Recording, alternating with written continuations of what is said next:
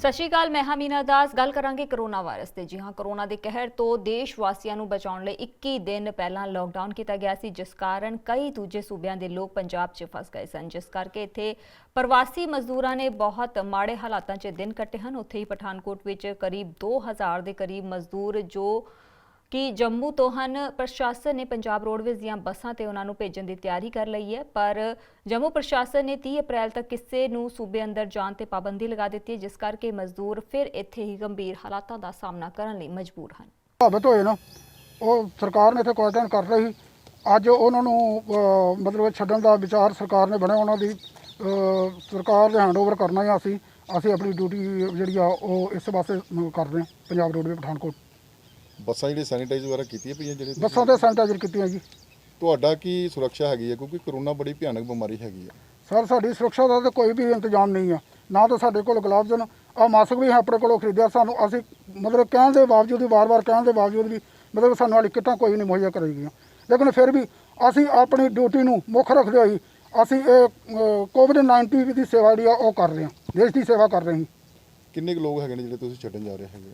ਅਸੀਂ ਅੱਜ ਤੇ 3 ਬੱਸਾਂ ਮਤਲਬ 6 ਜਾਣੇ ਆ ਜੀ। ਅਸੀਂ ਕਿੰਨੇ ਕੁ ਲੋਕ ਜਿਹੜੇ ਛੱਡਣ ਜਾ ਰਹੇ ਤੁਸੀਂ ਅੱਜ ਸਾਡੇ ਕੋਲ ਜੋ 30 ਬੱਸ 30 ਸਵਾਰੀਆਂ ਬਹਿਣਗੀਆਂ ਇੱਕ ਬੱਸ ਵਿੱਚ।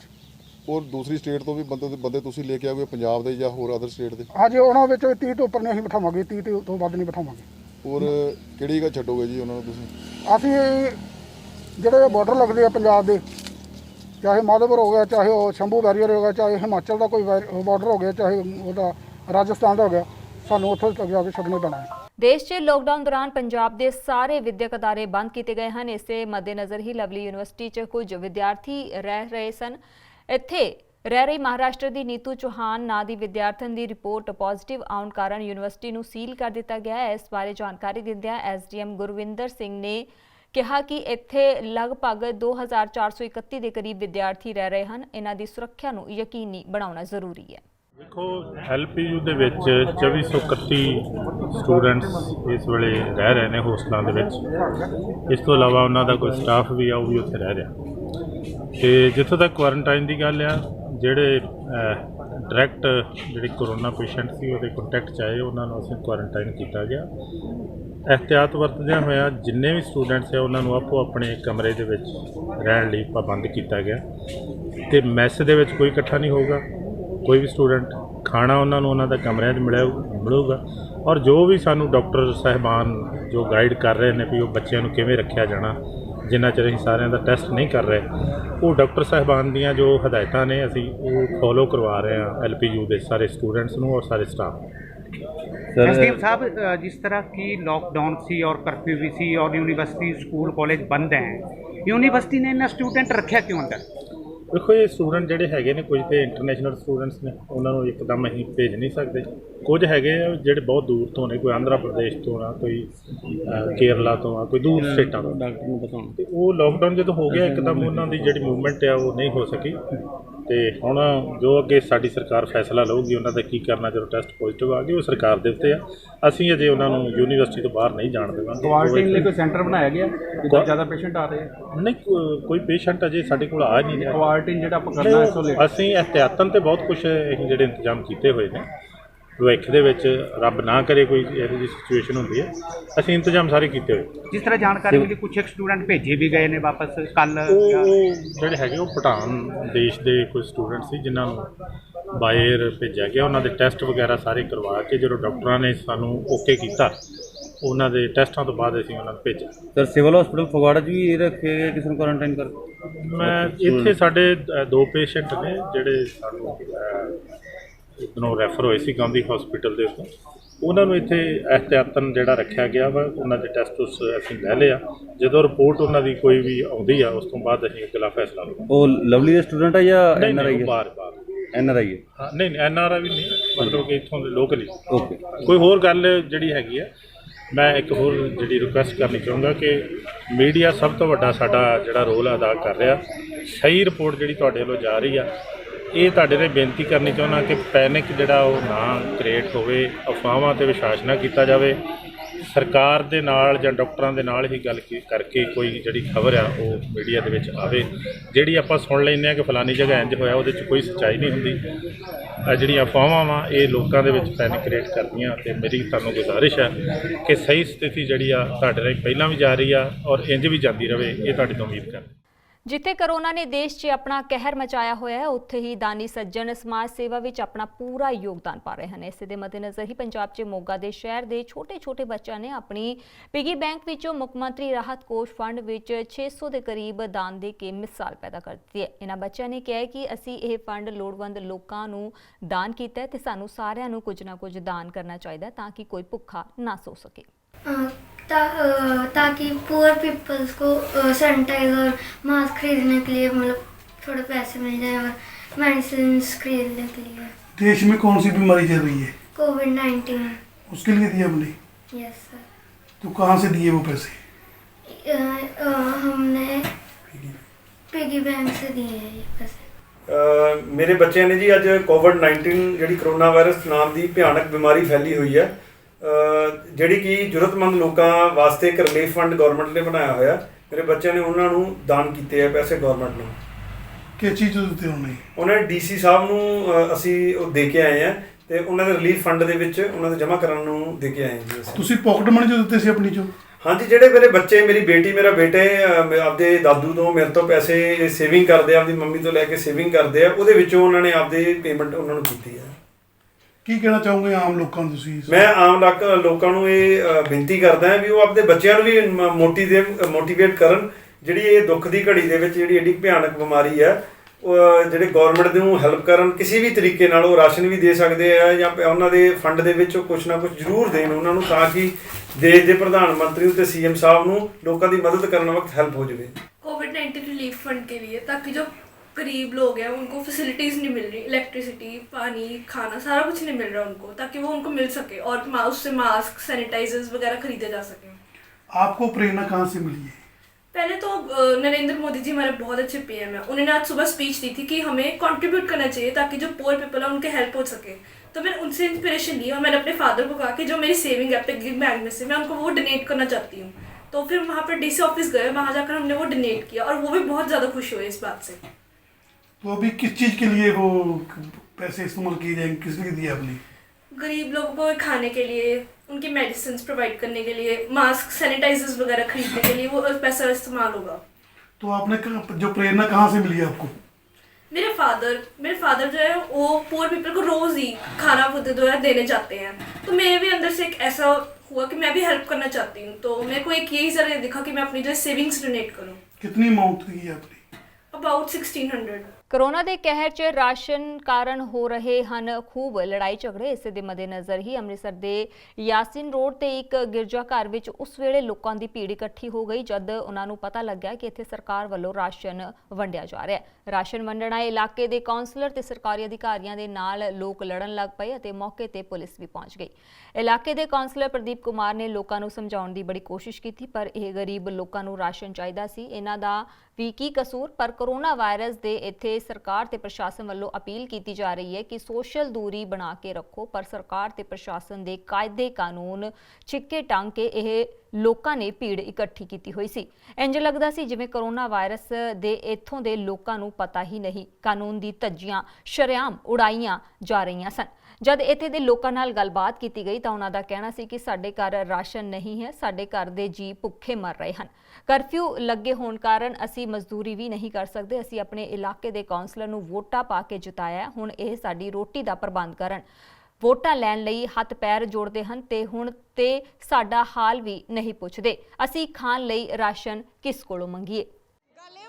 छुप के इतने राशन वंडते पे सी, साढ़े आधार कार्ड लिख के गए थे, उन्होंने सिस्टमैटिकली नहीं वंडिया आधार कार्ड, इन्होंने कहा डोर टू डोर राशन पहुँचेगा, फिर ये अंदर छुप के वंडन दे। जो असी सारे जने आए हैं इन्होंने कहा नीले कार्ड होल्डर्स नूं नहीं मिलेगा, बाकियां नूं मिलेगा। जो नीले कार्ड साडे बनाए है गरीब बंदियां वास्ते ही बनाए, तो सानू क्यों नहीं मिलता पिया? जो असी आए इन्होंने राशन देना बंद करता, कहते सरकार ने परमिशन ही नहीं दी कि नीले कार्ड होल्डर्स नूं कुछ भी मिलेगा।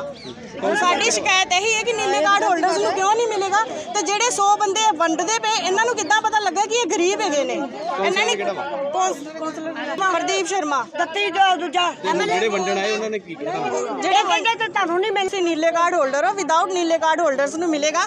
ਪਰ ਜਦੋਂ ਘਰ ਆਏ ਸੀ ਆਧਾਰ ਕਾਰਡ ਲਿਖ ਕੇ ਲੈ ਕੇ ਗਏ ਸੀ, ਕਹਿੰਦੇ ਡੋਰ ਟੂ ਡੋਰ ਰਾਸ਼ਨ ਮਿਲੇਗਾ।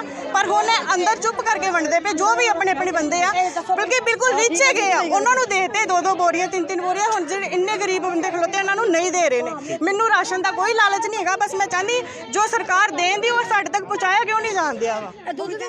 ਇਹ ਗੱਲ ਇਸ ਤਰ੍ਹਾਂ ਸੀ ਜੀ, ਅੱਜ ਰਾਸ਼ਨ ਵਿਤਰਨ ਸ਼ੁਰੂ ਹੋਇਆ ਸੀ, ਜਿਹੜਾ ਕਿ ਸਰਕਾਰੀ ਤੌਰ ਤੇ ਰਾਸ਼ਨ ਸਾਨੂੰ ਆਇਆ ਸੀ। ਜਿਹੜੇ ਕਿ ਨੀਲੇ ਕਾਰਡ ਹੋਲਡਰ ਨਹੀਂ ਹੈਗੇ ਉਹਨਾਂ ਨੂੰ ਦਿੱਤਾ ਜਾਣਾ, ਜਿਹੜੇ ਐਲੀਜੀਬਲ ਹੈਗੇ ਨੇ।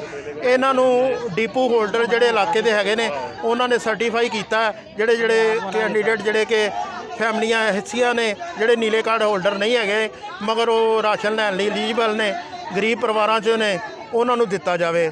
ਤੇ ਕੁਝ ਪਰਿਵਾਰ ਦੂਸਰੇ ਵੀ ਇਕੱਠੇ ਹੋ ਕੇ ਆ ਗਏ ਨੇ ਜਿਹੜੇ ਨੀਲੇ ਕਾਰਡ ਹੋਲਡਰ ਨੇ, ਜਿਨ੍ਹਾਂ ਨੂੰ ਸਰਕਾਰ ਦੀ ਗਾਈਡਲਾਈਨ ਦੇ ਮੁਤਾਬਕ 15 ਕਿਲੋ ਕਣਕ ਤੇ 3 ਕਿਲੋ ਦਾਲ ਕੱਲ੍ਹ ਤੋਂ ਮਿਲਣੀ ਸ਼ੁਰੂ ਹੋ ਜਾਣੀ ਹੈ।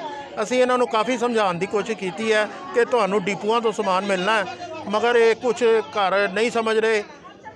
ਇਸ ਵਾਸਤੇ ਅਸੀਂ ਹੁਣੇ NGO ਨੂੰ ਇੱਕ ਨੂੰ ਅਪਰੋਚ ਕੀਤੀ ਹੈ ਜਿਹਦੇ ਕੋਲ ਕੁਝ ਰਾਸ਼ਨ ਅਵੇਲੇਬਲ ਹੈ, ਤੇ ਅਸੀਂ ਕੋਸ਼ਿਸ਼ ਕਰ ਰਹੇ ਕਿ ਇਹਨਾਂ ਨੂੰ ਜਲਦ ਤੋਂ ਜਲਦ ਉਹਨਾਂ ਕੋਲੋਂ ਦਵਾ ਕੇ ਦੇ ਦਿੱਤਾ ਜਾਵੇ। ਡੀਪੂ ਤੋਂ ਵੀ ਇਹਨਾਂ ਨੂੰ ਕੱਲ੍ਹ ਤੋਂ ਮਿਲਣਾ ਸ਼ੁਰੂ ਹੋ ਜਾਣਾ। ਉਹਨਾਂ ਦਾ ਇਲਜ਼ਾਮ ਇਹ ਹੈ ਕਿ ਘਰਾਂ ਦੇ ਵਿੱਚ ਡਰਮੀਆਂ ਜਾ ਕੇ ਚੈੱਕ ਕਰਕੇ ਰਾਸ਼ਨ ਤਾਂ ਵੀ ਨਹੀਂ ਦਿੱਤਾ ਜਾ ਰਿਹਾ। ਨਹੀਂ ਜੀ, ਡਰਾਮੀਆਂ ਕੋਈ ਚੈੱਕ ਨਹੀਂ ਕੀਤੀਆਂ ਗਈਆਂ ਜੀ। ਜਿਹੜੀ ਗਾਈਡਲਾਈਨ ਹੈ ਸਰਕਾਰ ਨੇ ਬਣਾਈ ਹੈ, ਉਹ ਸਰਕਾਰ ਨੇ ਕਿਹਾ ਕਿ 15 ਕਿਲੋ ਕਣਕ ਤੇ 3 ਕਿਲੋ ਦਾਲ ਫ੍ਰੀ ਆਫ ਕੋਸਟ ਹਰ ਇੱਕ ਨੀਲੇ ਕਾਰਡ ਹੋਲਡਰ ਨੂੰ ਮਿਲੇਗੀ। ਇਸ ਗੱਲ ਨੂੰ ਜਨਤਾ ਹਜੇ ਸਮਝ ਨੂੰ ਤਿਆਰ ਨਹੀਂ ਹੈ, ਮਗਰ ਇਹਨਾਂ ਨੂੰ ਸਮਝਾਇਆ ਜਾ ਰਿਹਾ। ਕਿੰਨੀਆਂ ਫੈਮਲੀਆਂ ਨੂੰ ਦਿੱਤਾ ਇਹ ਅਸੀਂ ਉਹਨਾਂ ਫੈਮਲੀਆਂ ਨੂੰ ਅੱਜ ਦਿੱਤਾ ਜਿਹੜੇ ਨੀਲੇ ਕਾਰਡ ਹੋਲਡਰ ਨਹੀਂ ਹੈਗੇ। ਪਰ ਸਰਕਾਰ ਨੇ ਜਿਸ ਤਰ੍ਹਾਂ ਦੱਸਿਆ ਕਿ ਡਿਸਟੈਂਸ ਹੋਣਾ ਚਾਹੀਦਾ, ਕੋਈ ਡਿਸਟੈਂਸ ਨਹੀਂ ਇੱਥੇ ਨਹੀਂ ਰੱਖ ਰਿਹਾ, ਕੋਈ ਸਾਰਾ ਭੀੜ ਨਹੀਂ। ਆ ਰਹੀ। ਇਹ ਭੀੜ ਜਿਹੜੀ ਆਈ ਹੈ ਬਾਅਦ 'ਚ ਆਈ ਹੈ। ਅਸੀਂ ਜਿਹੜਾ ਰਾਸ਼ਨ ਵੰਡਿਆ ਪੂਰੇ ਡਿਸਟੈਂਸ ਦੇ ਨਾਲ ਵੰਡਿਆ ਜੀ। ਪਰ ਐਸਾ ਜਦੋਂ ਵੇਖਣ ਨੂੰ ਆਇਆ ਕਿ ਪੁਲਿਸ ਵੀ ਲਾਗੇ ਖਲੋਤੀ ਹੈ ਤੇ ਭੀੜ ਵੀ ਇਕੱਠੀ ਹੋਈ, ਉਹਦੇ ਬਾਰੇ ਕੀ ਕਹਿਣਾ? ਇਹ ਪੁਲਿਸ ਅਪਰੋਚ ਕਰ ਰਹੀ ਜੀ, ਪੁਲਿਸ ਦਾ ਕੰਮ ਹੈ ਦੇਖੇ, ਜਾਂ ਇਹ ਸਰਕਾਰੀ ਅਫਸਰ ਆਏ ਨੇ ਇਹਨਾਂ ਨੇ ਕਰਨਾ। ਮੇਰਾ ਕੰਮ ਤੇ ਹੁਣੇ ਸੱਦਿਆ ਸੀ। ਹਾਂਜੀ, ਪ੍ਰਸ਼ਾਸਨ ਦੀ ਨਿਗਰਾਨੀ ਨਹੀਂ, ਪ੍ਰਸ਼ਾਸਨ ਦੀ ਨਿਗਰਾਨੀ ਤੇ ਨਹੀਂ, ਪੁਲਿਸ ਕਰ ਰਹੀ ਹੈ ਜੀ, ਸਾਰਿਆਂ ਨੂੰ ਅਪਰੋਚ ਕਰ ਰਹੀ ਹੈ। ਪ੍ਰਾਈਵੇਟ ਕੰਮ ਕਰਦੇ ਸਾਡੇ ਘਰਾਂ ਦੇ ਕੰਮ, ਸਾਡੇ ਬੱਚਿਆਂ ਦਾ ਪ੍ਰਾਈਵੇਟ ਕੰਮ। ਅਸੀਂ ਪੂਰੀ ਤਬਾਹੀ ਫੇਰਾਂਗੇ ਸਾਡੇ ਮਹੱਲੇ ਦੇ ਵਿੱਚੋਂ ਜਿੱਤੇ ਅਸੀਂ ਰਾਸ਼ਨ ਲੈਣਾ ਹੈ। ਅਸੀਂ 3 ਮਹੀਨੇ ਅਸੀਂ ਇਹਦੇ ਸਿਰ ਤੋਂ ਕੱਢਣਾ। ਅਸੀਂ ਆਪਣੀ ਮਿਹਨਤ ਦਾ ਨਹੀਂ ਖਾ ਸਕਦੇ ਕਿਉਂਕਿ ਸਾਡੇ ਕਾਰੋਬਾਰ ਬੰਦ ਹੈਗੇ ਨੇ। ਅਸੀਂ ਇਹ ਕਹਿੰਦਾ ਅਸੀਂ ਮੈਂ ਬੋਰੀ ਨਹੀਂ ਦੇ ਸਕਦਾ, ਇਹ ਰਾਸ਼ਨ ਦੀ ਅਸੀਂ ਲੈ ਕੇ ਰਹਿਣਾ ਜੀ। ਰਾਸ਼ਨ ਵੰਡਿਆ ਸੀ ਨਹੀਂ ਬੋਰੀ ਲੈ ਕੇ ਆਏ ਨੇ, ਜਿਹਨਾਂ ਦੇ 70 ਬੋਰੀ ਇਹਨਾਂ ਨੇ ਵੰਡ ਦਿੱਤੀ ਤੇ ਹੋਰ ਕਹਿ ਰਿਹਾ ਕਿ ਮੈਂ ਇਹਨਾਂ ਨੂੰ ਰਾਸ਼ਨ ਹੋਰ ਨਹੀਂ ਦੇਣਾ। ਲੇਕਿਨ ਸਾਡਾ ਕਹਿਣਾ ਕਿ ਅਸੀਂ ਇਹਦੇ ਕੋਲ ਰਾਸ਼ਨ ਲੈ ਕੇ ਹੀ ਜਾਣਾ। ਕੋਈ ਨਹੀਂ ਆਇਆ ਸਾਡਾ ਫੈਸਲਾ। ਕੋਰੋਨਾ ਦੇ ਵੱਧ ਰਹੇ ਪ੍ਰਕੋਪ ਨੇ ਹਰ ਪੰਜਾਬ ਦੇ ਇੱਕ ਸ਼ਹਿਰ ਨੂੰ ਪ੍ਰਭਾਵਿਤ ਕੀਤਾ ਹੈ। ਇਸ ਦੇ ਮੱਦੇਨਜ਼ਰ ਹੀ ਬਰਨਾਲਾ ਲਈ ਚੰਗੀ ਖਬਰ ਹੈ, ਇੱਥੇ ਸਥਿਤੀ ਹਾਲੇ ਸਥਿਰ ਹੈ। ਇਸ ਬਾਰੇ civil surgeon doctor Gurinderbir Singh ਨੇ ਕਿਹਾ ਕਿ ਇੱਥੇ 78 ਦੇ ਲਗਭਗ ਕੋਰੋਨਾ ਦੇ ਸ਼ੱਕੀ ਵਿਅਕਤੀ ਮਿਲੇ ਸੀ, ਜਿਨ੍ਹਾਂ ਦੇ ਸੈਂਪਲ ਟੈਸਟ ਲਈ ਭੇਜੇ ਗਏ ਹਨ। ਹੁਣ ਇਹਨਾਂ ਵਿੱਚੋਂ 65 ਵਿਅਕਤੀਆਂ ਦੀ ਰਿਪੋਰਟ ਨੈਗੇਟਿਵ ਆ ਗਈ ਹੈ ਤੇ ਬਾਕੀਆਂ ਦੀ ਰਿਪੋਰਟ ਆਉਣੀ ਬਾਕੀ ਹੈ।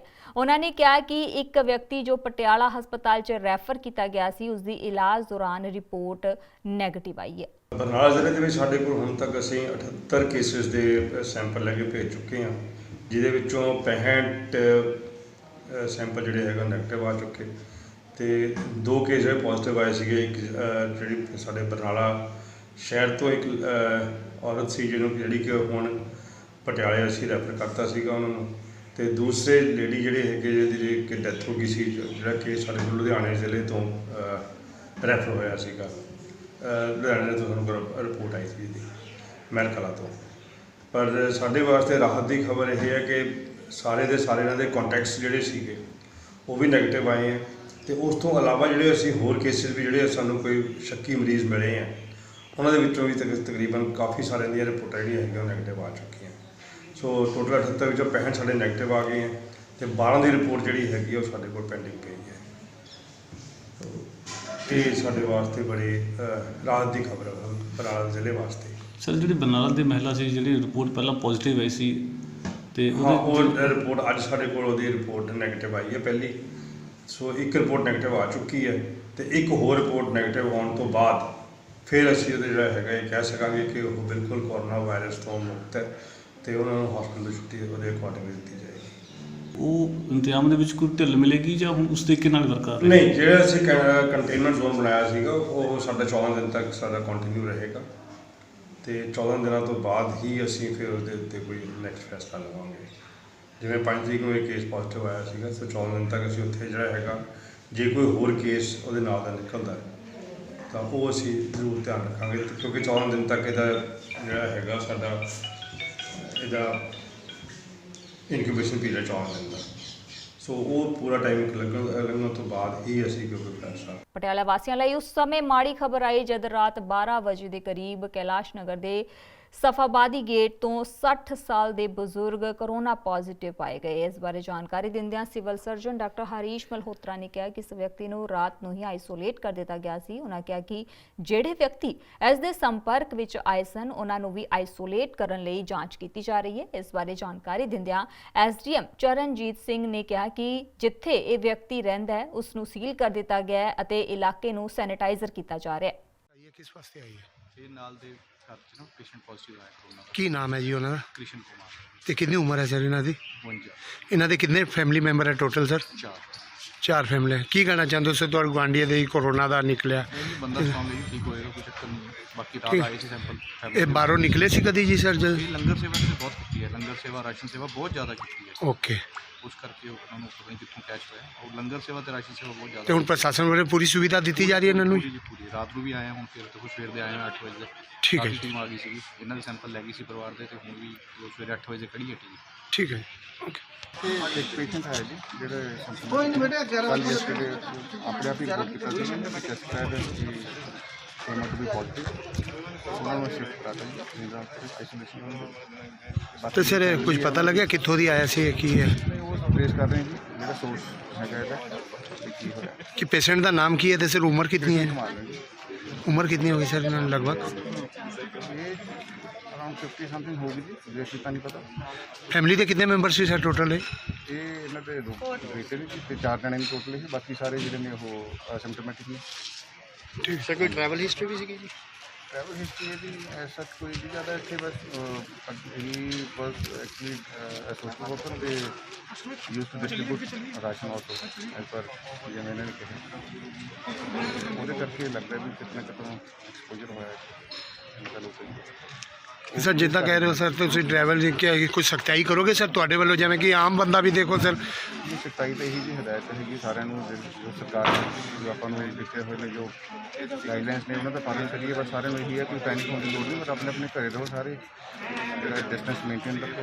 ਤੇ ਸਰ ਜਿਹੜੇ ਇਹਨਾਂ ਦੇ ਫੈਮਿਲੀ ਮੈਂਬਰ ਸੀ ਉਹਨਾਂ ਨੂੰ ਹਸਪੀਟਲ 'ਚ ਆਈਸੋਲੇਟ ਕੀਤਾ ਕਿ ਨਹੀਂ ਉਹ ਦੇਖੀ ਨਹੀਂ ਦੇ ਆਨਸਰ ਸਿਮਟੋਮੈਟਿਕ ਉਹਨਾਂ ਠੀਕ ਨੇ ਸਾਰੇ। ਤੇ ਸਰ ਕੁਝ ਦੇਖਿਆ ਜਾਂਦਾ ਲੰਗਰ ਲੈਣ ਜਾਂਦੇ ਆ ਝੁੰਡੋ ਕੇ ਜਾਂਦੇ ਆ, ਵੰਡਣ ਜਾਂਦੇ ਆ ਕਿੱਥੇ ਵੀ ਰਾਸ਼ਨ? ਉਹੀ ਹਦਾਇਤਾਂ ਕੀਤੀਆਂ ਨਾ, ਉਹੀ ਜੋ ਮੈਂ ਤੁਹਾਨੂੰ ਗੱਲ ਕਰ ਰਿਹਾ ਵੀ ਇਹ it's up to the people now to adhere to the guidelines ਜਿਹੜੀਆਂ ਆਪਣੀ ਗਵਰਨਮੈਂਟ ਨੇ ਦਿੱਤੀਆਂ ਹੋਈਆਂ ਨੇ। ਆਪਾਂ ਨੇ ਆਪ ਹੀ ਜਿਵੇਂ ਚੰਗੇ ਸਿਟੀਜ਼ਨ ਦੇ ਨਾਤੇ ਆਪਣਾ ਆਪਣੇ ਫਰਜ਼ ਬਣਦਾ ਹੈ ਕਿ ਆਪਣਾ ਉਹ ਸਾਰੀ ਚੀਜ਼ਾਂ ਆਪਾਂ ਪਾਲਣ ਕਰੀਏ। ਠੀਕ ਹੈ ਸਰ, ਠੀਕ ਹੈ। ਮੀਡੀਆ ਅਫਸਰ ਦਫ਼ਤਰ ਸਿਵਲ ਸਰਜਨ ਪਟਿਆਲਾ ਅੱਜ 15 ਅਪ੍ਰੈਲ ਨੂੰ ਸਵੇਰੇ 10 ਵਜੇ ਸਾਡੇ ਜ਼ਿਲ੍ਹੇ ਦੇ ਵਿੱਚ ਕੋਵਿਡ ਦੀ ਕੀ ਸਥਿਤੀ ਹੈ ਉਹਦੇ ਬਾਰੇ ਜਾਣਕਾਰੀ ਪ੍ਰਾਪਤ ਕਰਾਂਗੇ। ਸਾਡੇ civil surgeon Patiala doctor Harish Malhotra ਜੀ ਨੂੰ ਅਸੀਂ ਬੇਨਤੀ ਹੈ ਕਿ ਉਹ ਅੱਜ 15 ਅਪ੍ਰੈਲ ਨੂੰ ਸਵੇਰੇ 10 ਵਜੇ ਕੋਵਿਡ ਦੀ ਸਥਿਤੀ ਬਾਰੇ ਜ਼ਿਲ੍ਹੇ ਪਟਿਆਲੇ ਦੇ ਆਪਾਂ ਨੂੰ ਜਾਣੂ ਕਰਵਾਉਣ। ਅੱਜ ਦੇਰ ਰਾਤ ਸਾਨੂੰ ਇੱਕ ਸਫਾਬਾਦੀ ਗੇਟ 'ਚ ਪੋਜ਼ਿਟਿਵ ਮਰੀਜ਼ ਬਾਰੇ ਖਬਰ ਮਿਲੀ ਸੀ। 50 ਸਾਲਾ ਮੇਲ ਹੈ ਤੇ ਉਸੇ ਵਕਤ ਆਰਆਰਟੀ ਟੀਮਸ ਤੇ ਆਪਣੇ ਸਟਾਫ ਨੂੰ ਹਰਕਤ 'ਚ ਲਿਆਂਦਾ ਤੇ ਉਹਦੇ ਘਰ ਦੇ 3 ਜੀਆਂ ਦੇ ਸੈਂਪਲ ਲੈ ਲਏ ਸੀਗੇ ਜਿਹੜੇ ਕਲੋਜ਼ ਕੰਟੈਕਟਸ ਹੈ। ਬਾਕੀ ਜਿਹੜੇ 4-5 ਮਕਾਨ ਨੇੜਲੇ ਸੀਗੇ ਬਿਲਕੁਲ ਉਹਨਾਂ ਸਾਰੇ ਬਸ਼ਿੰਦਿਆਂ ਨੂੰ ਕੁਆਰੰਟੀਨ ਕਰਤਾ ਸੀਗਾ ਔਰ ਕੰਟੈਕਟ ਟ੍ਰੇਸਿੰਗ ਸਟਾਰਟ ਕਰਤੀ ਸੀ। ਰਾਤੀ 12:15 12:30 ਤੱਕ ਮੇਰੀ ਟੀਮਸ ਫੀਲਡ 'ਚ ਰਹੀਆਂ।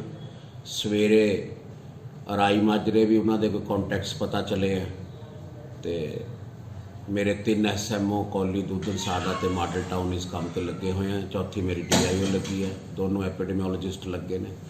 ਅਸੀਂ ਕੋਸ਼ਿਸ਼ ਕਰ ਰਹੇ ਹਾਂ ਕਿ ਜਲਦੀ ਤੋਂ ਜਲਦੀ ਉਹਨਾਂ ਦੇ ਜਿੰਨੇ ਕੰਟੈਕਟਸ ਹੈ ਉਹ ਟਰੇਸ ਕਰਕੇ ਹਾਈ ਰਿਸਕ ਕੰਟੈਕਟਸ ਔਰ ਲੋ ਰਿਸਕ ਕੰਟੈਕਟਸ ਦੀ ਕੈਟੇਗਰਾਈਜੇਸ਼ਨ ਕਰਕੇ ਅਗਰ ਹੋਰ ਵੀ ਕੋਈ ਸੈਂਪਲ ਕਰਨੇ ਪਏ ਤਾਂ ਅੱਜ ਅਸੀਂ ਕਰਾਂਗੇ ਐਂਡ ਕਾਰਵਾਈ ਜਾਰੀ।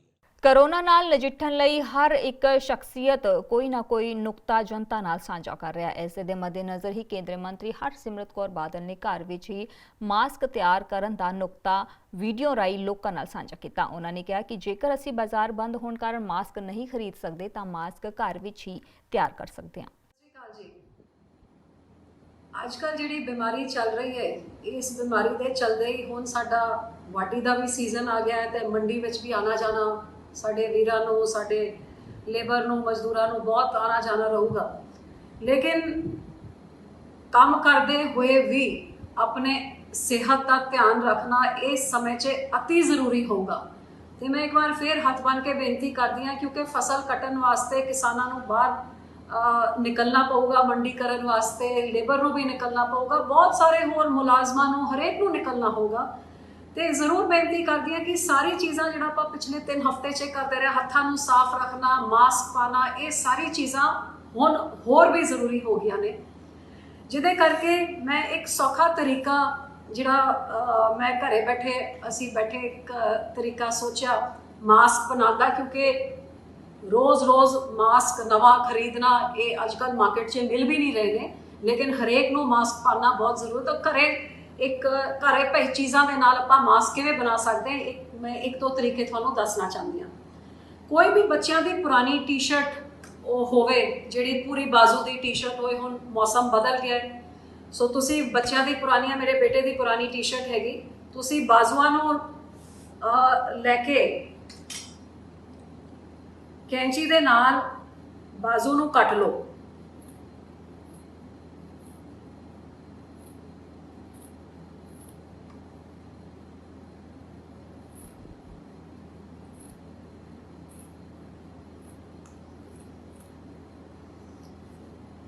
ਇਹ ਬਾਜ਼ੂ ਨੂੰ ਤੁਸੀਂ ਕੱਟ ਲਿਆ, ਇਹਨੂੰ ਸਿੱਧਾ ਕਰ ਲਓ। ਮੇਰੇ ਵੱਲੋਂ ਥੋੜੀ ਜਿਹੀ ਟੇਢੀ ਮੇਢੀ ਜਿਹੀ ਕੱਟੀ ਗਈ ਹੈ। ਇਹ ਤੁਸੀਂ ਇੱਕ ਕਿਸੇ ਟੀ-ਸ਼ਰਟ ਦੀ ਬਾਜ਼ੂ ਕੱਟ ਲਿੱਤੀ, ਉਹਦੇ ਬਾਅਦ 2 ਕੱਟ ਬਣਾ ਦਿਓ ਸਾਈਡਾਂ 'ਚ,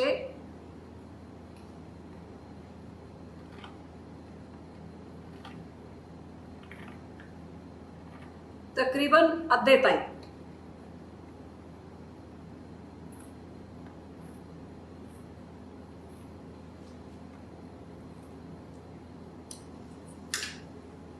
ਇਹ 2 ਕੱਟ ਤੁਸੀਂ ਬਣਾ ਲਿੱਤੇ। ਹੁਣ ਇਹਨੂੰ ਖੋਲ ਕੇ ਵਿੱਚ, ਜੇ ਤੁਹਾਡੇ ਘਰ 'ਚ ਕੋਈ ਟਿਸ਼ੂ ਹੈਗਾ ਟਿਸ਼ੂ ਲੈ ਲਓ, ਜਾਂ ਫਿਰ ਕੋਈ ਰੁਮਾਲ ਹੈਗਾ ਰੁਮਾਲ ਲੈ ਲਓ।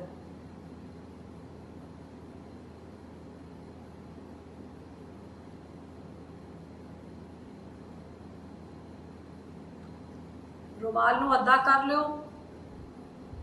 ਜਿਹੜਾ ਵੀ ਇਹਦਾ ਸਾਈਜ਼ ਹੈਗਾ, ਤੇ ਇਹਨੂੰ ਫਿਰ ਵਿੱਚੋਂ ਖੋਲ ਕੇ ਇਹਦੇ ਵਿੱਚ ਪਾ ਲਿਓ।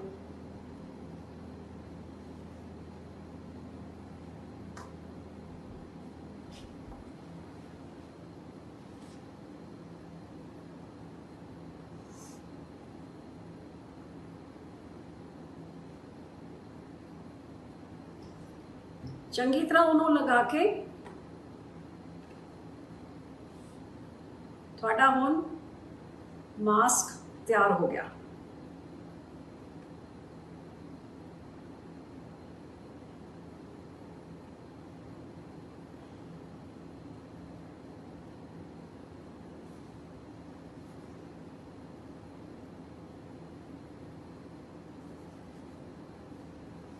ਇੱਕ ਬਹੁਤ ਹੀ ਸੌਖੇ ਤਰੀਕੇ ਦੇ ਨਾਲ ਘਰ ਦੇ ਪਈ ਹੋਈ ਚੀਜ਼ਾਂ ਦੇ ਨਾਲ ਤੁਹਾਡਾ ਇਹ ਇੱਕ ਮਾਸਕ ਤਿਆਰ ਹੋ ਗਿਆ। ਇਹਨੂੰ ਤੁਸੀਂ ਪਾ ਕੇ ਕਿਤੇ ਵੀ ਗੱਡੀ 'ਚ, ਮੋਟਰਸਾਈਕਲ 'ਚ, ਟਰੈਕਟਰ ਟਰਾਲੀ 'ਚ, ਉਹ ਤੁਹਾਡੇ ਥੱਲੇ ਸਰਕਦਾ ਨਹੀਂ ਰਹੂਗਾ। ਆਪਣਾ ਚੰਗੀ ਤਰ੍ਹਾਂ ਕੰਮਕਾਜ ਕਰੋ, ਵਧੀਆ ਤੁਹਾਨੂੰ ਇੱਕ ਪ੍ਰੋਟੈਕਸ਼ਨ ਮਿਲ ਗਈ। ਇੱਕ ਤਾਂ ਆਹ ਤਰੀਕਾ ਹੈਗਾ, ਘਰੇ ਆ ਕੇ ਇਹਨੂੰ ਲਾ ਕੇ ਧੋ ਕੇ ਅਗਲੇ ਦਿਨ ਦੁਬਾਰਾ ਫੇਰ ਤੁਸੀਂ ਪਾ ਸਕਦੇ ਹੋ। ਇੱਕ ਹੋਰ ਤਰੀਕਾ ਹੈਗਾ, ਬਿਲਕੁਲ ਹੀ ਸੌਖਾ, ਇੱਕ ਰੁਮਾਲ ਲਿਓ, ਰੁਮਾਲ ਨੂੰ ਤੁਸੀਂ ਅੱਧੇ 'ਚ ਮੋੜ ਦਿਓ, ਥੋੜਾ ਜਿਹਾ ਹੋਰ ਮੋੜ ਦਿਓ, ਪਾਸਿਓਂ ਮੋੜ ਦਿਓ, ਸਾਈਡ ਤੋਂ ਇਸ ਤਰ੍ਹਾਂ ਮੈਂ ਸਾਈਡਾਂ ਤੋਂ ਰੁਮਾਲ ਨੂੰ ਇਸ ਤਰ੍ਹਾਂ ਮੋੜਤਾ ਹੈ। ਘਰ 'ਚ ਲੇਡੀਜ਼ ਦੇ ਅਕਸਰ ਰਬੜ ਪਏ ਹੁੰਦੇ ਨੇ, ਇਹਨਾਂ ਰਬੜਸ ਨੂੰ ਲੈ ਕੇ ਤੁਸੀਂ ਸਾਈਡ 'ਚ ਪਾ ਕੇ ਜਿੱਥੋਂ ਤੁਸੀਂ ਮੋੜਿਆ ਹੈ ਉੱਥੇ ਲਗਾ ਦਿਓ, ਦੂਜੇ ਪਾਸਿਓਂ ਜਿੱਥੇ ਮੋੜਿਆ ਹੈ ਉੱਥੇ ਮੋੜ 'ਚ ਲਗਾ ਦਿਓ। ਆ ਮੋੜ 'ਚ ਰਬੜ ਲੱਗ ਗਿਆ, ਇਹ ਤੁਹਾਡਾ ਇੱਕ ਹੋਰ ਮਾਸਕ ਤਿਆਰ ਹੋ ਗਿਆ।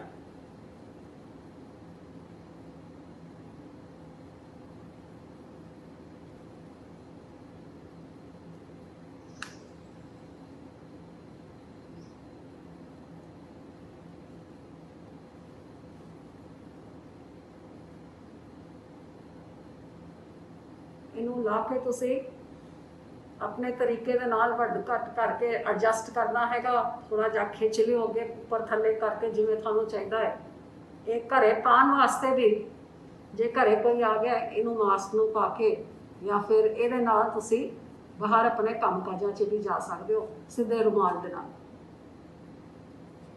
ਉਮੀਦ ਕਰਦੀ ਹਾਂ ਇਹਦੇ ਨਾਲ ਤੁਹਾਨੂੰ ਘਰੇ ਪਈ ਚੀਜ਼ਾਂ ਦੇ ਨਾਲ ਤੁਹਾਨੂੰ ਮਾਸਕ ਬਣਾਉਣ ਦੇ ਸੌਖੇ ਤਰੀਕੇ ਤੁਹਾਡੇ ਕਿਸੇ ਕੰਮ 'ਚ ਆਉਣਗੇ। ਕਰੋਨਾ ਦਾ ਕਹਿਰ ਜਿੱਥੇ ਇਸ ਨਾਲ ਪ੍ਰਭਾਵਿਤ ਵਿਅਕਤੀਆਂ ਤੇ ਪੈ ਰਿਹਾ, ਉੱਥੇ ਹੀ ਇਸ ਦਾ ਕਹਿਰ ਵਿਦਿਆਰਥੀਆਂ ਦੇ ਭਵਿੱਖ ਤੇ ਵੀ ਪੈ ਰਿਹਾ ਹੈ। ऐसे दे मद्देनज़र स्कूल बंद होने कारण बच्चों को घर च ऑनलाइन पढ़ाया जा रहा है, पर इंटरनेट की स्पीड घट होने कारण बच्चों को बहुत समस्यावां का सामना करना पै रहा है। बच्चों ने कहा कि पढ़न समय सानू लंबे समय तक फाइलां डाउनलोड करन च ही काफ़ी समा खराब करना पैंदा है, जिस करके पढ़ाई चंगे तरीके नाल नहीं हो रही है। बोर्ड की है स्कूल वालों भेजे गए लिंक मोबाइल से सही तरह नहीं खुलते, तो जिस नाल सानू पढ़ाई विच बहुत नुकसान हो रहा है। तो सानू ब्रॉडबैंड की सहूलत नहीं है। सरकार नूं ये बेनती की जाती है कि वो सानू फ्री ब्रॉडबैंड की सहूलत दी जाए, जिस नाल साडी पढ़ाई ठीक तरह of the coronavirus, all schools are closed, so I cannot do my work properly. All teachers send work on WhatsApp. YouTube don't do works properly because internet speed is very 10वीं board की class है। साडे school द्वारा जो link भेजे जाते हैं वो चंगी तरह नैट ना चलन करके फोन उत्ते खुलते नहीं, इस करके साडी पढ़ाई का बहुत नुकसान हो रहा है।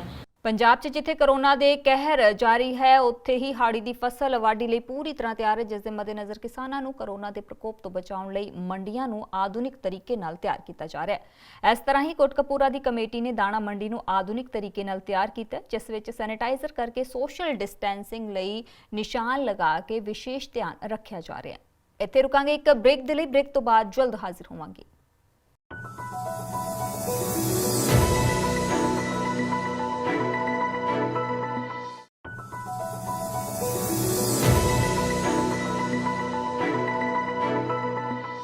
ब्रेक तो बाद तुहाडा स्वागत है। पंजाब विच करफ्यू के दौरान बैंक हफ्ते च 2 दिन खुलण दे लई सरकार ने आदेश दिते हैं, पर इन्हां दे बावजूद भी आम इंसान नूं अपने ही पैसे बैंक चों कढाउण दे लई काफ़ी मशक्कत करनी पै रही है।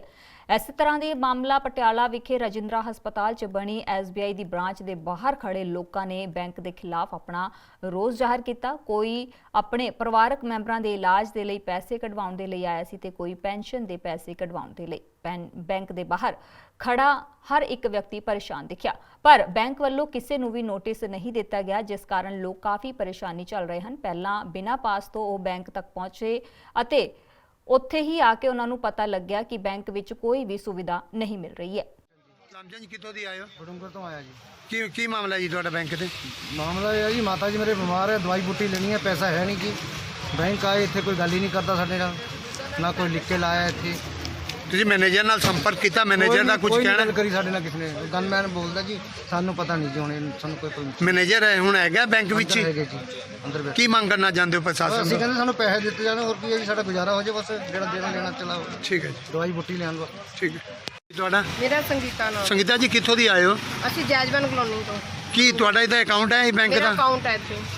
ਕਿੰਨੇ ਪੈਸੇ ਲੈਣ ਆਏ ਹੋ ਇੱਥੇ? ਅਸੀਂ 4000 ਰੁਪਏ ਨਿਕਲਾਣਾ। ਕੀ ਕਹਿੰਦੇ ਬੈਂਕ ਮੈਨੇਜਰ ਵੱਲੋਂ? ਕਹਿੰਦੇ ਅਸੀਂ ਕੁਝ ਨਹੀਂ ਕਰ ਰਹੇ, ਮਸ਼ੀਨਾਂ ਸਾਡੀਆਂ ਬੰਦ ਪਈਆਂ ਨੇ, ਮਸ਼ੀਨਾਂ ਖਰਾਬ ਨੇ, ਕੁਝ ਨਹੀਂ ਚੱਲ ਰਹੀਆਂ ਹਲੇ, ਤੇ ਹਲੇ ਕੋਈ ਪੈਸਾ ਨਹੀਂ ਮਿਲ ਸਕਦਾ ਤੁਹਾਨੂੰ। ਕਹਿੰਦੇ ਤੁਸੀਂ ਫੇਰ ਆਇਓ, ਹਲੇ ਤੁਸੀਂ ਜਾਓ। ਇਹਨਾਂ ਨੇ ਬੈਂਕ ਵੱਲੋਂ ਨੋਟਿਸ ਲਿਖਿਆ ਗਿਆ ਕਿ ਅੱਜ ਪੈਸੇ ਨਹੀਂ ਮਿਲਣਗੇ? ਕੋਈ ਨੋਟਿਸ ਨਹੀਂ ਲਿਖਿਆ ਹੋਇਆ। ਅਸੀਂ ਕਿਹਾ ਤੁਸੀਂ ਲਿਖਿਆ ਹੋਇਆ SBI ਇਹ ਬੈਂਕ 13-14 ਤਰੀਕ ਨੂੰ ਖੁੱਲੇਗਾ, ਖੁੱਲਿਆ ਫਿਰ ਕਿਉਂ ਨਹੀਂ ਦੇ ਰਹੇ ਹੋ ਤੁਸੀਂ ਸਾਨੂੰ ਪੈਸੇ? ਉਦੋਂ ਆਏ ਆ, ਉਦੋਂ ਵੀ ਨਹੀਂ ਦਿੱਤੇ, ਹੁਣ ਆਏ ਆ ਉਦੋਂ। ਕੀ ਮੰਗ ਕਰਨਾ ਚਾਹੁੰਦੇ ਪ੍ਰਸ਼ਾਸਨ ਤੋਂ? ਅਸੀਂ ਪ੍ਰਸ਼ਾਸਨ ਤੋਂ ਇਹ ਮੰਗਾਂਗੇ ਜਿਹੜਾ ਤੁਸੀਂ ਕਹਿ ਰਹੇ ਹੋ ਤੁਹਾਨੂੰ ਸਪਲਾਈ ਘਰ ਮਿਲ ਰਹੀ ਹੈ, ਦੁੱਧ ਮਿਲ ਰਿਹਾ, ਰਾਸ਼ਨ ਮਿਲ ਰਿਹਾ, ਪਰ ਉਹਦੇ ਪੈਸੇ ਕੌਣ ਦੇਗਾ? ਗਵਰਨਮੈਂਟ ਦੇਗੀ ਸਾਨੂੰ ਕੋਈ? ਉਹ ਤਾਂ ਅਸੀਂ ਆਪਣੀ ਜੇਬ 'ਚ ਹੀ ਦੇਣੇ ਨਾ। ਹੁਣ ਰਾਸ਼ਨ ਵਾਲਾ ਸਾਡੇ ਕੋਲ ਆਇਆ ਸਵੇਰੇ, ਪੈਸੇ ਦਿਓ, ਸਾਨੇ ਵੀ ਤਾਂ ਕਹਿੰਦਾ ਅੱਗੋਂ ਸਮਾਨ ਲਿਆਣਾ ਹੈ। ਦੁੱਧ ਵਾਲਾ ਕਹਿੰਦਾ ਅਸੀਂ ਵੀ ਤਾਂ ਬੱਚੇ ਪਾਲਨੇ ਆ। ਠੀਕ ਹੈ, ਆਜੋ ਭਾਈ। ਔਰ ਕਿਹਦਾ ਅਕਾਊਂਟ ਹੈ ਤੁਹਾਡੇ? ਵੀ ਹੈ ਜੀ? ਸਾਰਾ ਦੇ ਆ ਸਰ। ਤੁਸੀਂ ਵੀ ਹੋ ਜੀ? ਕੌਣ ਕਰਨਾ ਬੋਲਦੇ ਬਾਰੇ ਆਜੋ ਭਾਜੀ, ਆਜੋ। ਤੁਹਾਡੇ ਫਾਇਦੇ ਲਈ ਹੈ ਤੁਹਾਡਾ? ਮੇਰਾ ਨਾਮ ਪ੍ਰਿਤਪਾਲ ਸਿੰਘ। ਪ੍ਰਿਤਪਾਲ ਜੀ ਕਿੱਥੇ ਦੇ ਰਹਿਣ ਵਾਲੇ ਹੋ? ਮੈਂ ਜੋਗਿੰਦਰ ਨਗਰ ਦਾ ਬਸਿੰਦਾ ਜੀ। ਰਜਿੰਦਰਾ ਹਸਪਤਾਲ ਦੇ ਨੈਫਰੋਲੋਜੀ ਡਿਪਾਰਟਮੈਂਟ ਤੋਂ ਮੈਂ ਰਿਟਾਇਰ ਹੋਇਆ ਹੋਇਆ। ਸਰ ਕੀ ਮਾਮਲਾ ਹੈ ਤੁਹਾਡੇ ਨਾਲ? ਕੀ ਹੋ ਰਿਹਾ? ਸਾਡਾ ਮਾਮਲਾ ਇਹ ਹੈ ਜੀ, ਮੈਂ 9:30 ਵਜੇ ਜਿਹੜੀ ਇਹ ਆਫਿਸਰ ਕਲੋਨੀ 'ਚ ਇਹਨਾਂ ਨੇ COVID-19 ਕਰਕੇ ਬ੍ਰਾਂਚ ਰਜਿੰਦਰਾ ਹਸਪਤਾਲ ਦੀ ਸ਼ਿਫਟ ਕੀਤੀ ਸੀ। ਉੱਥੇ ਜਾ ਕੇ ਉਹਨਾਂ ਨੂੰ ਮੈਂ 9:30 ਵਜੇ ਲਾਈਨ 'ਚ ਲੱਗ ਗਿਆ। 10 ਵਜੇ ਬ੍ਰਾਂਚ ਖੁੱਲੀ। 10:30 ਵਜੇ ਉਹ ਕਹਿੰਦੇ ਜੀ ਤੁਸੀਂ ਦੁਬਾਰਾ ਫਿਰ ਰਜਿੰਦਰਾ ਹਸਪੀਟਲ ਪਟਿਆਲਾ 'ਚ ਜਾਓ, ਤੁਹਾਡੀ ਬ੍ਰਾਂਚ ਉੱਥੇ ਹੀ ਟ੍ਰਾਂਜੈਕਸ਼ਨ ਕਰ ਰਹੀ ਹੈ। ਮੈਂ 10:15 10:30 ਇੱਥੇ ਆ ਗਿਆ।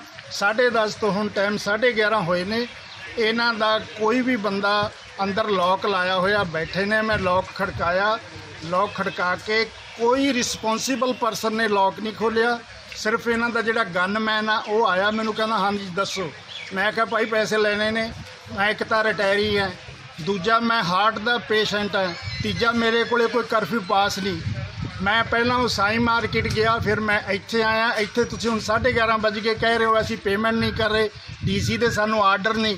ਆਮ ਬੰਦਾ DC ਕੋਲੇ ਕਿਵੇਂ ਅਪਰੋਚ ਕਰੂਗਾ? ਨਹੀਂ ਨਹੀਂ, ਬੈਂਕ ਵੱਲੋਂ ਲਿਖ ਕੇ ਦਿੱਤਾ ਗਿਆ? ਬੈਂਕ ਵਜੋਂ ਕੋਈ ਲਿਖ, ਮੈਂ ਇਹਨਾਂ ਨੂੰ ਕਿਹਾ ਬਾਹਰ ਲਿਖ ਕੇ ਲਾਓ। DC ਦਾ ਅਗਰ ਕੋਈ ਆਰਡਰ ਹੈ ਤਾਂ ਤੁਸੀਂ ਲਿਖ ਕੇ ਲਾਓ, ਪਰ ਇਹਨਾਂ ਨੇ ਕੋਈ ਸੁਣੀ ਨਹੀਂ। ਫਿਰ ਇਹਨਾਂ ਨੇ ਬੈਂਕ ਬੰਦ ਕਰ ਲਿਆ। ਕਹਿੰਦੇ ਜੀ ਪਤਾ ਨਹੀਂ ਸਾਡਾ ਸਿਸਟਮ ਨਹੀਂ ਚੱਲ ਰਿਹਾ। ਨਹੀਂ ਤੁਸੀਂ ਸਾਈ ਮਾਰਕੀਟ ਗਏ, ਉਹਨਾਂ ਦਾ ਕੀ ਕਹਿਣਾ ਸੀ? ਉਹਨਾਂ ਨੇ ਕਹਿੰਦਾ ਸੀ ਤੁਹਾਡੀ ਜਿਹੜੀ ਬ੍ਰਾਂਚ ਆ ਉਹ ਇੱਥੋਂ ਚਲੀ ਗਈ ਹੈ, ਉਹ ਵਰਕਿੰਗ ਉੱਥੇ ਰਜਿੰਦਰਾ ਹਸਪਤਾਲ ਦੀ ਬ੍ਰਾਂਚ ਕਰ ਰਹੀ ਹੈ, ਉੱਥੇ ਟ੍ਰਾਂਜੈਕਸ਼ਨ ਹੋਏਗੀ। ਜਿਹੜੀ ਫੇਰ ਬਦਲ ਇਹ ਕਹਿ ਰਿਹਾ ਕਿ ਕੋਵਿਡ ਵਾਸਤੇ ਕੀਤਾ ਗਿਆ ਸੀ। COVID-19 ਕਰਕੇ ਹੀ ਉਹ ਦੇਖੋ ਨੋਟਿਸ ਲਿਖਿਆ ਹੋਇਆ, ਡਿਊ ਟੂ COVID-19 ਕਰਕੇ ਇਹਨਾਂ ਨੇ ਆਪਣੀ ਬ੍ਰਾਂਚ ਦੇ ਬੰਦੇ ਸਾਈ ਮਾਰਕੀਟ ਆਫਿਸਰ ਕਲੋਨੀ ਵਾਲੀ ਬ੍ਰਾਂਚ ਬਿਠਾਏ ਸੀ, ਉੱਥੇ ਪੇਮੈਂਟ ਕਰ ਰਹੇ ਸੀ। ਅੱਜ ਇਹਨਾਂ ਦਾ ਕਹਿਣਾ ਵੀ ਸਾਨੂੰ DC ਆਰਡਰ ਕਰੂਗਾ ਤਾਂ ਅਸੀਂ ਟ੍ਰਾਂਜੈਕਸ਼ਨ ਕਰਾਂਗੇ। ਲੋਕ ਬਹੁਤ ਦੁਖੀ ਨੇ। ਮੇਰੇ ਪਿੱਛੇ ਜਿਹੜੇ ਬੰਦੇ ਨਾਲ ਮੈਨੇਜਰ ਨੇ ਗੱਲਬਾਤ ਨਹੀਂ ਕੀਤੀ ਕੁਝ? ਨੋ ਕੋਈ ਰਿਸਪੌਂਸੀਬਲ ਪਰਸਨ ਗੇਟ ਤੇ ਨਹੀਂ ਆਇਆ ਸਿਵਾਏ ਉਸ ਗਨਮੈਨ ਤੋਂ। ਕੀ ਮੰਗ ਕਰਨਾ ਚਾਹੁੰਦੇ ਹੋ? ਅਸੀਂ ਮੰਗ ਸਾਰੇ ਲੋਕਾਂ ਦੀ ਮੰਗ ਆ। ਕਿਸੇ ਨੇ ਦੁੱਧ ਦੇ ਪੈਸੇ ਦੇਣੇ ਨੇ, ਕਿਸੇ ਨੇ ਸਬਜ਼ੀ ਦੇ ਦੇਣੇ ਨੇ। 3 ਮਈ ਤੱਕ ਇਹਨਾਂ ਨੇ ਫੇਰ ਲੋਕਡਾਊਨ ਕਰਤਾ। ਲੋਕ ਸਹਿਯੋਗ ਕਰਨੇ ਨੇ ਲੋਕਡਾਊਨ ਨੂੰ। ਅਸੀਂ ਵੀ ਇਸ ਚੀਜ਼ ਨੂੰ ਪਾਬੰਦ ਹੈ, ਪਰ ਅਫਸੋਸ ਇਹ ਹੈ ਮੇਰੇ ਖਿਆਲ 'ਚ ਜੋ ਮੇਰਾ ਵਿਚਾਰ ਹੈ COVID-19 ਕਰਕੇ ਬੰਦਾ ਮਰੂ, ਜਦੋਂ ਮਰੂ ਦੇਖੀ ਜਾਊਗੀ। ਇਹ ਭੁੱਖ ਨਾਲ ਲੋਕ ਮਰ ਜਾਣਗੇ। ਕੋਰੋਨਾ ਦੀ ਮਾਰ ਚੱਲ ਰਹੇ ਪੰਜਾਬ ਲਈ ਜਿੱਥੇ ਪੰਜਾਬ ਪੁਲਿਸ ਦੇ ਤਨਦੇਹੀ ਨਾਲ ਮੁਲਾਜ਼ਮ ਆਪਣੀ ਸੇਵਾ ਨਿਭਾ ਰਹੇ ਹਨ, ਉੱਥੇ ਹੀ ਇਸ ਮਾੜੇ ਹਾਲਾਤਾਂ 'ਚ NCC ਦੇ ਨੌਜਵਾਨ ਵੀ ਸੇਵਾ ਲਈ ਅੱਗੇ ਆਏ ਹਨ, ਜਿਸ ਵਿੱਚ ਜਲੰਧਰ ਦੇ ਨੌਜਵਾਨ ਲੋਕਾਂ ਦੀਆਂ ਸਮੱਸਿਆਵਾਂ ਦਾ ਹੱਲ ਕਰਨ ਲਈ ਆਪਣੀ ਡਿਊਟੀ ਨਿਭਾ ਰਹੇ ਹਨ। ਇਸ ਸਮੇਂ ਇਸ ਮਹਾਮਾਰੀ ਵਿੱਚ ਹਰ ਕੋਈ ਆਪਣਾ ਸਹਿਯੋਗ ਪਾ ਰਿਹਾ ਹੈ।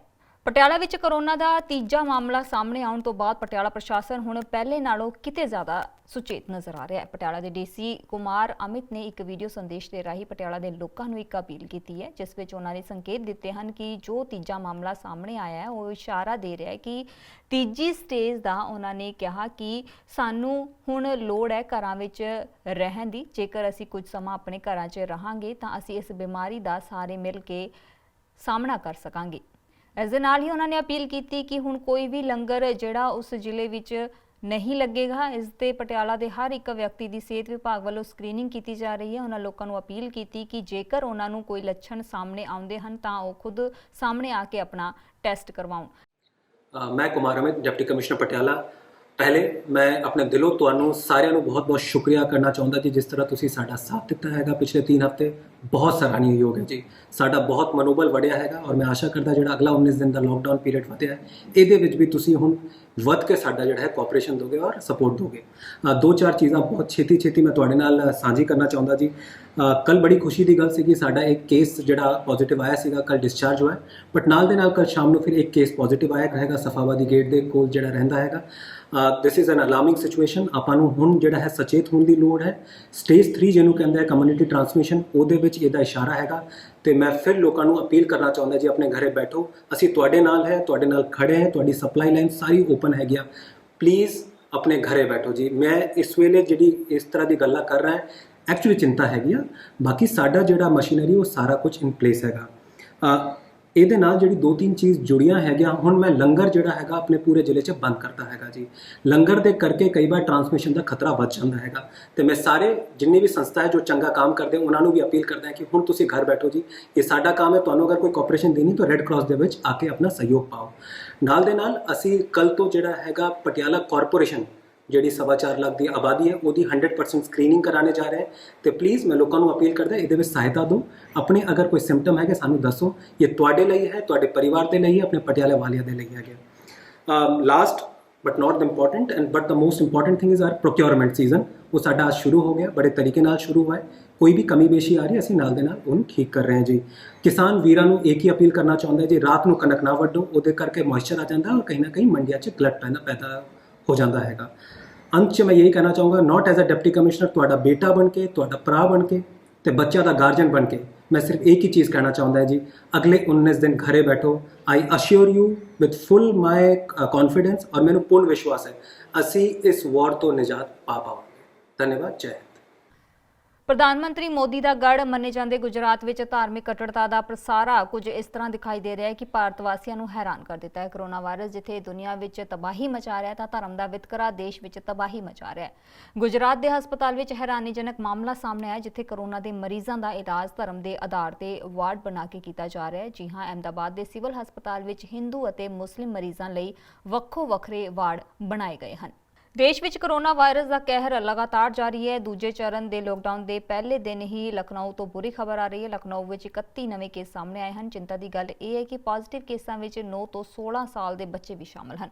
ਇੰਨੀ ਵੱਡੀ ਗਿਣਤੀ ਵਿੱਚ ਪੋਜ਼ਿਟਿਵ ਕੇਸ ਆਉਣ ਕਰਕੇ ਹੜਕੰਪ ਮਚ ਗਿਆ, ਪਰ ਸਿਹਤ ਵਿਭਾਗ ਦਾ ਕਹਿਣਾ ਹੈ ਕਿ ਜ਼ਿਆਦਾਤਰ ਮਰੀਜ਼ਾਂ ਨੂੰ ਕੁਆਰੰਟਾਈਨ ਕਰ ਦਿੱਤਾ ਗਿਆ ਹੈ। ਅਸਲ ਵਿੱਚ ਕੁਝ ਦਿਨ ਪਹਿਲਾਂ ਲਏ ਸੈਂਪਲਾਂ ਦੀ ਰਿਪੋਰਟ ਹੁਣ ਸਾਹਮਣੇ ਆਈ ਹੈ, ਪਰ ਇਸ ਦੇ ਤੇਜ਼ੀ ਨਾਲ ਵਧਣ ਤੇ ਦੇਸ਼ ਦੀ ਚਿੰਤਾ ਜ਼ਰੂਰ ਵੱਧ ਗਈ ਹੈ।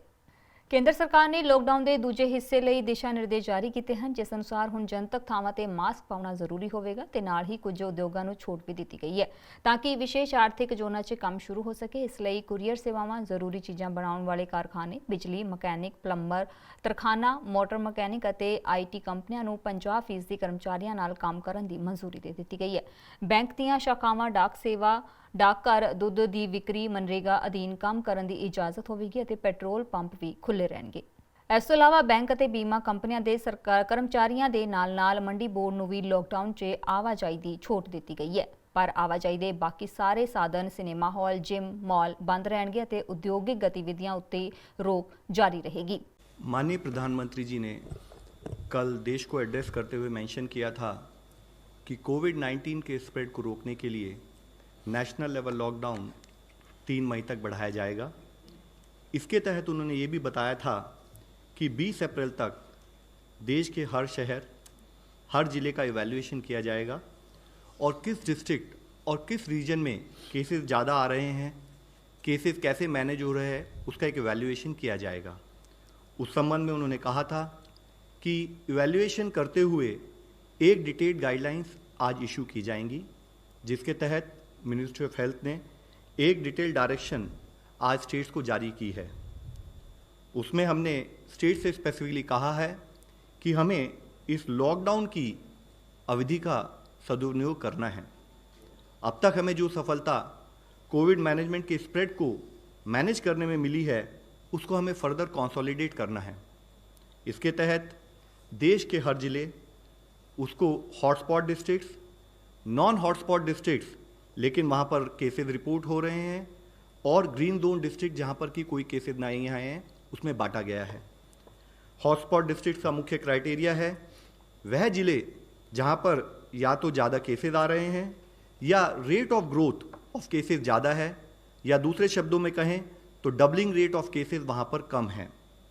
आज उसी संबंध में कैबिनेट सेक्रेटरी साहब की अध्यक्षता में सभी स्टेट्स के chief secretaries, DGPs, health secretaries, district collectors, superintendent of police, municipal commissioners और चीफ मेडिकल ऑफिसर्स के साथ एक डिटेल्ड वीडियो कॉन्फ्रेंस ली गई थी, जिसमें हमने मुख्यतः उन्हें हॉटस्पॉट्स और कंटेनमेंट स्ट्रैटेजी से रिलेटेड डिटेल बताते हुए कंटेनमेंट स्ट्रैटेजीज फील्ड लेवल पर कैसे इंप्लीमेंट करनी है उसके बारे में फिर से एक ओरिएंटेशन एक्सरसाइज की है। हमने वीडियो कॉन्फ्रेंस में उन्हें large containment outbreak strategies, large outbreak containment strategies और क्लस्टर कंटेनमेंट स्ट्रैटेजीज के बारे में डिटेल में बताया है। उस स्ट्रैटेजी के संबंध में कैसे कंटेनमेंट जोन, कैसे बफर जोन को डिलीनेट करना है उसके बारे में बताया गया। कंटेनमेंट जोन में किस तरीके से proper parameter mapping, clear exit और एंट्री पॉइंट डिफाइन किए जाएं उसके बारे में विस्तृत चर्चा की गई।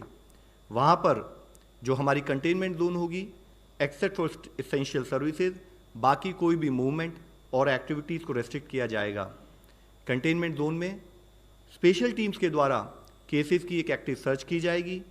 वहाँ पर सैम्पलिंग क्राइटेरिया के तहत सैंपल्स कलेक्ट किए जाएंगे और उन सैंपल्स की टेस्टिंग की जाएगी।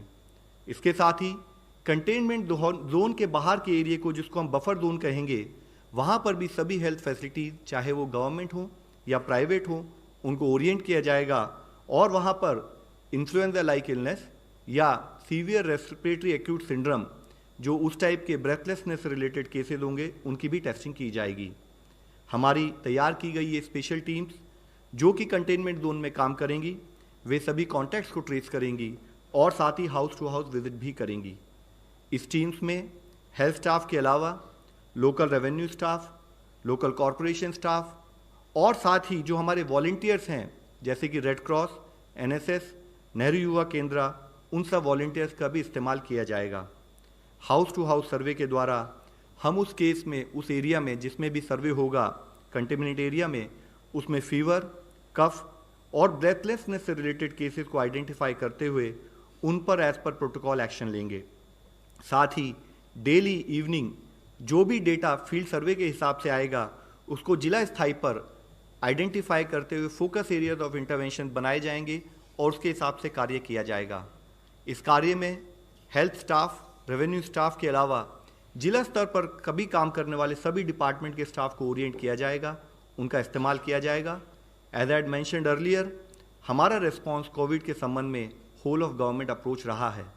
इसके साथ ही जिलों को बताया गया है कि वे कोविड डेडिकेटेड हॉस्पिटल्स बनाएं, माइल्ड केसेस के लिए Covid care centres, severe cases के लिए जिसमें ऑक्सीजन सपोर्ट फैसिलिटी उपलब्ध हो उसके लिए कोविड हेल्थ सेंटर्स, और क्रिटिकल केसेस जहां पर वेंटिलेटरी सपोर्ट भी उपलब्ध हो उसके लिए कोविड हॉस्पिटल्स बनाए जाएं।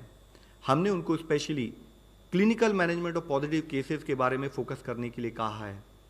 अर्ली आइडेंटिफिकेशन और proper clinical management is actually a major key in terms of effective patient management. हमने उनसे कहा है कि एम्स की जो कॉल सेंटर को हमने बनाया है उसका इस्तेमाल करते हुए पेशेंट का clinical management as per protocol हो और पूरा यत्न किया जाए कि कोई भी पेशेंट, कोई भी केस हमारा फेटैलिटी में कन्वर्ट ना हो। हर केस को जिला स्तर पर, सीनियर स्थाई पर day to day clinical management के लिए मॉनिटर किया जाए।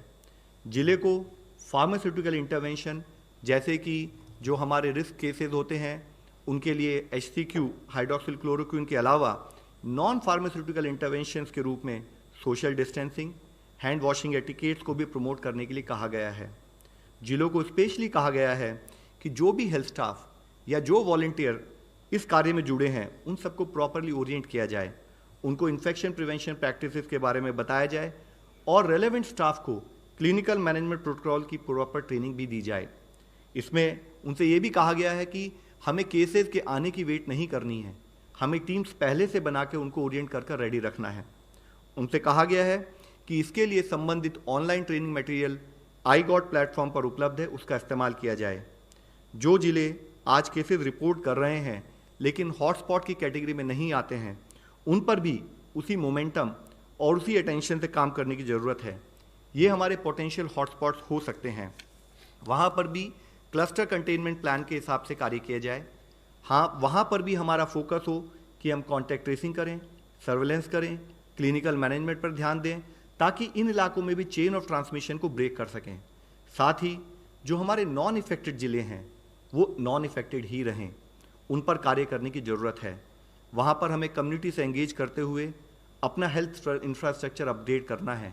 कोविड डेडिकेटेड हॉस्पिटल जल्दी से जल्दी बनाने हैं और उनके साथ ही ILI that is influenza like illness और सारी सीवियर एक्यूट रेस्पिरेटरी इलनेस की मॉनिटरिंग करनी है, उनसे रिलेटेड टेस्टिंग करनी है। हमारा एफर्ट रहे कि इन जिलों में कभी भी कोई केस ना आए। हमें ये सारे कार्य कम्युनिटी को जोड़ते हुए, कम्युनिटी को साथ लेते हुए करना है।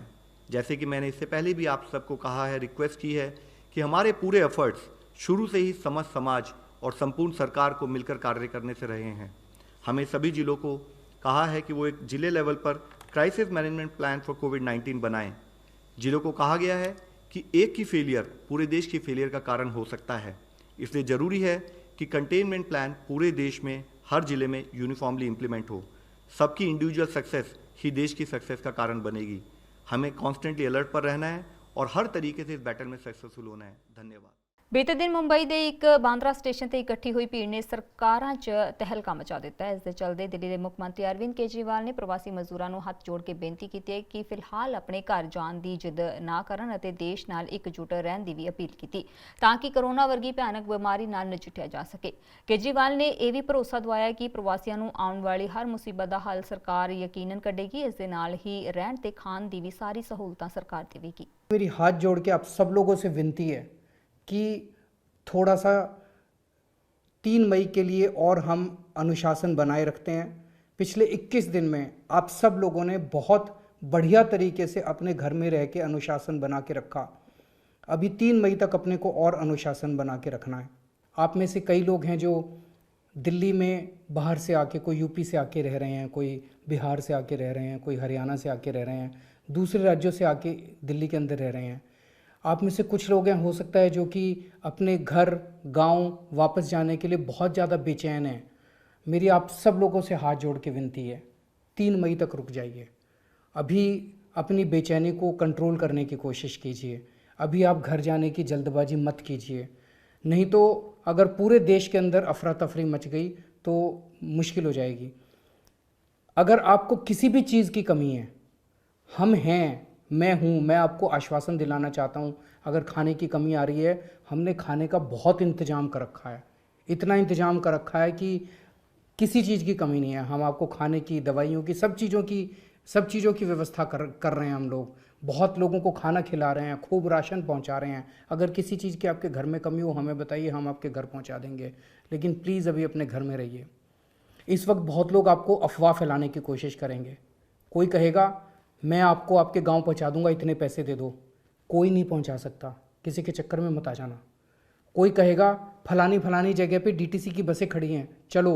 कोई डीटीसी की बसें कहीं ले जा रही किसी को, किसी की अफवाह में मत आना। कोई कहेगा फलानी जगह चलो, वहाँ से बसें चलने वाली हैं, यूपी गवर्नमेंट की बसें चल रही हैं, उस गवर्नमेंट की, फलानी गवर्नमेंट की बसें चल रही हैं। कोई बसें कहीं नहीं चल रही हैं, किसी की अफवाह में मत आना, नहीं तो दुर्गति होएगी सबकी, आपके पूरे परिवार की दुर्गति होएगी अगर सबको लेके निकल गए तो। अभी चारों तरफ अफवाह फैलाई जाने की कोशिश की जाएगी। किसी अफवाह में मत आना, शांति से अपने घर में रहिए, जहाँ हैं वहीं रहिए। आपको अगर किसी चीज़ की कमी है, आप हमारे ऊपर भरोसा कीजिए, हम सारी चीज़ों की व्यवस्था हमने की हुई है। अगर किसी चीज़ की कमी है हमें बताइए, हम आपकी चीज़ों को पूरा करेंगे। लेकिन इस वक्त पूरे देश को एकजुट होकर 3 मई तक इस लॉकडाउन को सफल बनाना है। चीन के वुहान तो शुरू होया कोरोना वायरस हुण दुनिया 'च अपने पैर पसार चुका है। इटली तो बाद कोरोना ने अमरीका 'च सब तो ज़्यादा अपनी मार की है। कोरोना वायरस की लाग ने भी अमरीका वर्गे शक्तिशाली देशों को अपने अगे गोडे टेकन लई मजबूर कर दिता है। अमरीका विच कोरोना वायरस नाल मरण वालियां दी गिनती तेजी नाल वध रही है। इस तो नाराज़ होकर अमरीका के राष्ट्रपति डोनाल्ड ट्रंप ने विश्व सेहत संगठन ते चीन का पक्ष पूरन का दोष लगाउंदियां उसनूं दिते जा रहे फंडां नूं रोकण दा ऐलान कीता है। अमरीका ने दोष लाया है कि चीन विच कोरोना की गंभीरता नूं दुनिया तो छुपा लिया है, जिस कारण यह महामारी अज सारे विश्व विच फैल गई है। Today, I'm instructing my administration to halt funding of the World Health Organization while a review is conducted to assess the World Health Organization's role in severely mismanaging and covering up the spread of the coronavirus. Everybody knows what's going on there. American taxpayers provide between $400 million and $500 million per year to the WHO. In contrast, China contributes roughly $40 million a year, and even less. As the organization's leading sponsor, the United States has a duty to insist on full accountability. One of the most dangerous and costly decisions from the WHO was its disastrous decision to oppose travel restrictions from China and other nations. They were very much opposed to what we did. Fortunately, I was not convinced and suspended travel from China, saving untold numbers of lives. Thousands and thousands of people would have died. ਫਿਲਹਾਲ corona update ਦੇ ਇਸ bulletin 'ਚ ਇੰਨਾ ਹੀ। ਨਵੇਂ bulletin ਦੇ ਨਾਲ ਫਿਰ ਤੋਂ ਹਾਜ਼ਰ ਹੋਵਾਂਗੇ। ਮੈਨੂੰ ਦਿਓ ਇਜਾਜ਼ਤ। ਸਤਿ ਸ਼੍ਰੀ ਅਕਾਲ।